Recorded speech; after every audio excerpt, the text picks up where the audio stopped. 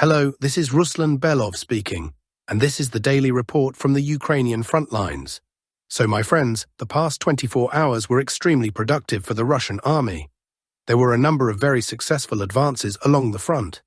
To give you an idea, over the past day, more than 40 square kilometers of territory came under Russian control. But let us begin with the most talked about topic, Pokrovsk, and the attempt by Ukraine's GUR special forces to launch a counterattack. Perhaps some of you missed that moment. Let me explain. Yesterday, Ukraine's main Directorate of Intelligence landed its troops in this area. They sent their elite, their special forces, to try to unblock the Ukrainian armed forces garrisons trapped in Pokrovsk and Mirnohorod. Some Ukrainian channels wrote that the GUR fighters were supposedly sent there only to raise the Ukrainian flag on the Pokrovsk city stela and film it with drones. But let us be serious, people, and not reduce it to something so primitive. Yes, sometimes Ukrainian GUR units do stage media operations, but these men are serious soldiers, elite, well-equipped and well-trained. They were sent here with a clear purpose, to break through a corridor for withdrawal. Russian troops had already advanced in the Dinats area along Danilo-Halitsky Lane and Poltavsky Lane. And those advances were significant and strategically important. More than 1.5 kilometers through residential districts. As you can see, the bottleneck for escape has now become extremely narrow. Let us measure it for accuracy, about 2 kilometers and 200 meters in total, which means roughly 1 kilometer, and 100 meters from each side. Tell me, is it even possible to break out through such a narrow passage? Obviously not. And this concerns not only Pokrovsk itself, but the entire city of Mirnohorod. Look at it. The whole city is now practically encircled. Just imagine how many Ukrainian troops are locked inside, and their only possible exit is through that same 2-kilometer wide bottleneck. Returning to the GUR Special Forces, their landing took place right here. Footage shows that 14 Special Forces soldiers landed.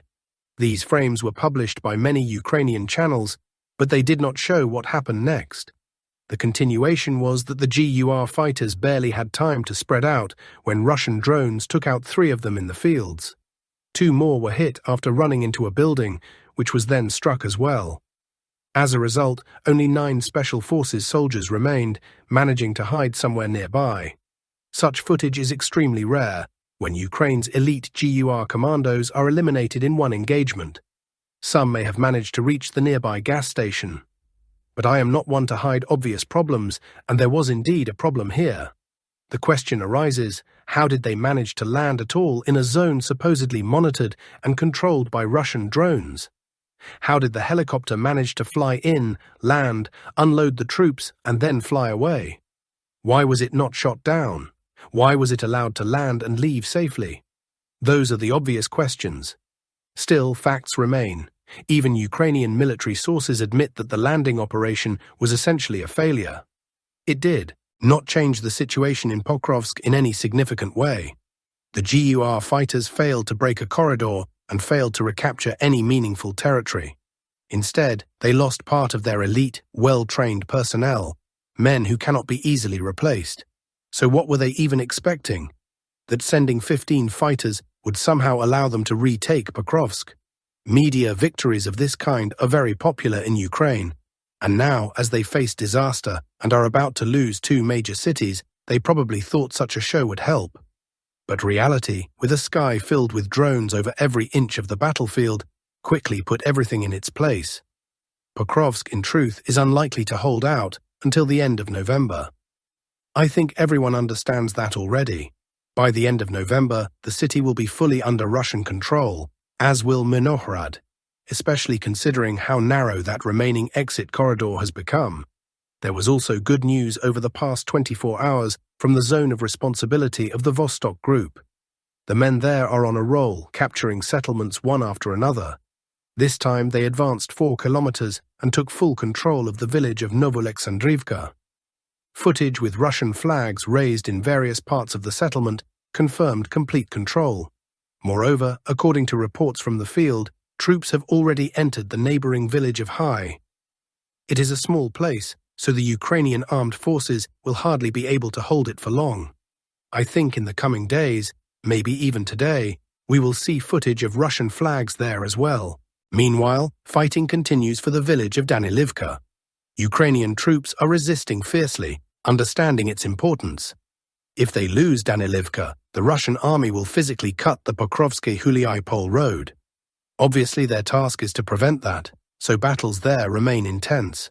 But I have no doubt about the outcome. The fighters of the Vostok group will undoubtedly capture Danilivka and cut the road in the very near future. What else is important here? That with the capture of Novoalexandrivka, Russian positions have moved significantly closer to Pokrovsk, a small town, or rather an urban-type settlement, with a pre-war population of about 10,000 people. Russian positions are now 8.5 kilometers away from Pokrovsk. You can see it yourself. High, then Otradne, and that is it. There are no more populated areas until Oleksandrivka, which lies on the opposite bank from Pokrovsk. So judging by the situation, things will heat up soon. I think by the end of November, Russian forces will have reached that line. Moving on to the Kharkiv region. There was strong progress on two sections, the Malov bridgehead and the area around Vovchansk. Starting with the Malov bridgehead, Russian forces advanced 4 kilometers, straightening the front line between the villages of Otradne and Bologivka. From Otradne, they moved another 500 meters toward Kolodizna. From Bologivka, movement began to clear the pocket between Bologivka and Stroivka, in other words, to connect the fronts from both sides. As you can see, the troops are moving toward each other. They have already advanced more than 2 kilometers, pushing the front farther and farther from the Oskil River. From Kamenka, the movement continues toward Dvorichanske. The overall goal is clear, to completely clear this sector. We talked about this back in early October, discussing plans for the autumn campaign, when it was said that the goal was to straighten the front and clear this entire section. Judging by the progress and the work done in October, it looks like this objective will be achieved in November. The only thing needed now is to enter Dvorichanske, preferably from both sides. As you can see, overall progress is significant, I would even say substantial. For context, the total area of all sectors captured over the past 24 hours exceeds 20 square kilometers, an impressive result. Now Vovchansk. There too, major progress was achieved. The western part of the city has been completely cleared. Streets such as Nadezhda Volkova, Seroho, Fabrichna and Matrosova are now under Russian control. Furthermore, Russian forces have taken control of the southern outskirts of the city, stretching along the Rubezhanska highway. Battles are now ongoing on Proletarska Street. What can be said here? While everyone's attention is focused on Kupiansk, Vovchansk is collapsing at a remarkable pace. Ukrainian forces now control less than 30% of the city, and it seems highly likely that by the end of the year, Vovchansk will also fall under Russian control. Previously, the front there had been stagnant for months without any movement, but now, as you can see, the advance is proceeding rather swiftly. Summing up, the past 24 hours, one settlement has come under Russian control, along with 40.7 square kilometers of territory. Ukrainian forces, in turn, recaptured only 1.5 square kilometers. Now let us turn to the political overview. It is unpleasant to admit, but Ukraine will not last until spring, writes The Times in a somber tone. As winter approaches, it becomes increasingly clear that it will be the final stronghold for Zelensky. Ukraine's funds for armaments and heating are running out. The West's desire to continue supporting the war is fading. Kyiv's defense has slipped down the hierarchy of strategic priorities. New US sanctions have, in fact, led to rising oil prices. This winter, Russia will likely conduct a more concentrated offensive on what is called the Belt of Fortresses along Ukraine's eastern front. If those defensive lines begin to fall, the road to central Ukraine will open for Russian troops. Ukraine has enough resources only until the end of the first quarter of 2026 to continue fighting and to keep its battered state functioning. The European Union promises it can fund Ukraine for another year or two, but no far-right party in Europe would agree to that. There are no winter miracles in Eastern Europe. Prepare for peace, an unpleasant one, concludes the article's author. And the pendulum of Donald Trump has swung once again. The United States is withdrawing its troops from Europe, refusing to provide Tomahawk missiles to Kyiv, and avoiding pressure on China over oil issues. Fox News reports on this shift. Once firm and uncompromising, the position of the US president toward Ukraine has in recent weeks softened into a much more cautious and restrained approach. Donald Trump is now far less inclined to assist Kyiv or to pressure Russia into halting its military operations. The reduction of American forces in Eastern Europe will serve as an invitation for Russia to intensify its attacks on Ukraine and to expand its influence in the region. This is the typical Trump pendulum, European officials say. Although Trump insists that his administration seeks peace through strength, his recent actions and rhetoric paint a far more complex picture, leaving allies wondering which version of Trump's Ukraine policy will prevail in the next phase, summarizes Fox News. Our source reports that sponsors are increasingly dissatisfied with Zelensky and his results, according to the Telegram channel Legitimny. Even his attempts to lure them into business deals, profit sharing, and wartime earnings no longer work as they once did. He is likely to be subtly encouraged to step down with what they call a golden parachute, but only after transferring power so that the sponsors can relaunch the war case and perhaps prolong it. Otherwise, there is a serious risk of total collapse. There are many reasons for this. The main ones are as follows. The army despises him. The level of dislike for Zelensky, Yermak, and their inner circle reaches nearly 80%. Soldiers no longer wish to die for a dictator. Public frustration towards Zelensky's government is at 90%. Europeans no longer believe the paid, absurd opinion polls from Ukrainian rating agencies, which have discredited themselves with fabricated results. The people do not want to fight. The situation is completely different from that of 2022. All the blame will fall squarely on Zelensky and Yermak, just as it once did on Saakashvili after the war of 2008. The disappointment in Ukrainian society is enormous. The China-US summit in Busan became a litmus test for the state of relations between Washington and Beijing. Behind the loud declarations of a wonderful meeting and mutual understanding, there were no actual agreements at all. Nearly 2 hours of talks between Donald Trump and Xi Jinping ended without a joint statement, without signed documents, and without any tangible results. For Washington, this was a defeat disguised as diplomatic optimism, writes Konstantin Davinsky. Trump tried to apply his usual pressure tactics.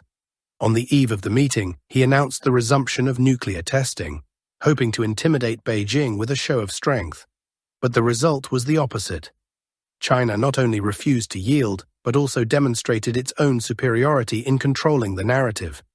Beijing deliberately withheld the announcement of Xi's flight until the last moment, forcing the American side to grow nervous.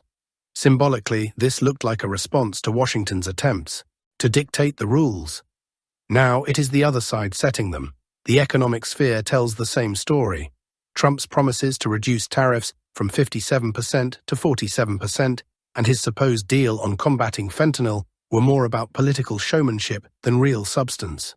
China's Ministry of Commerce merely issued a statement about a temporary suspension of countermeasures against certain shipbuilding companies.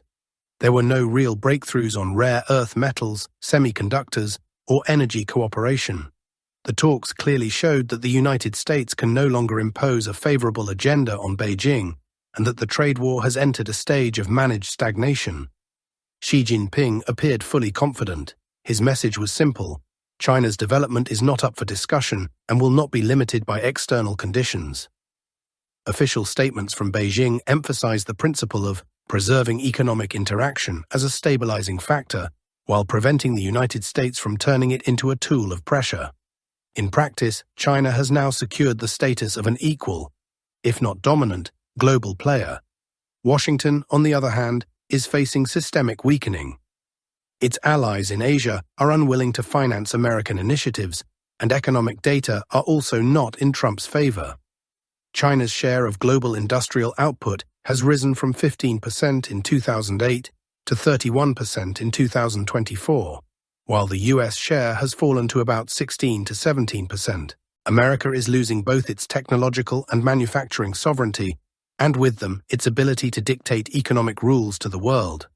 The Ukrainian issue is no less revealing. Trump himself admitted that he and Xi agree that sometimes you must let the sides fight it out. This diplomatic phrasing reflects a real consensus. Neither Washington nor Beijing intends to prevent Russia from continuing its military operations in their current form. For Kyiv, this means a strategic cooling of interest from its key external partners. The outcome of the Busan meeting is clear. There were no winners, but it became evident who is losing the initiative. The United States can no longer steer global dynamics alone. China is stepping into the role of a systemic rival, one that now plays on equal footing. That's all for today's report, my friends. The situation on the front and in world politics is changing every hour, and we will continue to follow every move and every decision that shapes this conflict. Stay sharp, stay informed, and don't let the noise of propaganda drown out the truth. This was Ruslan Belov. Thank you for watching, for your attention, and for your trust. See you in the next update.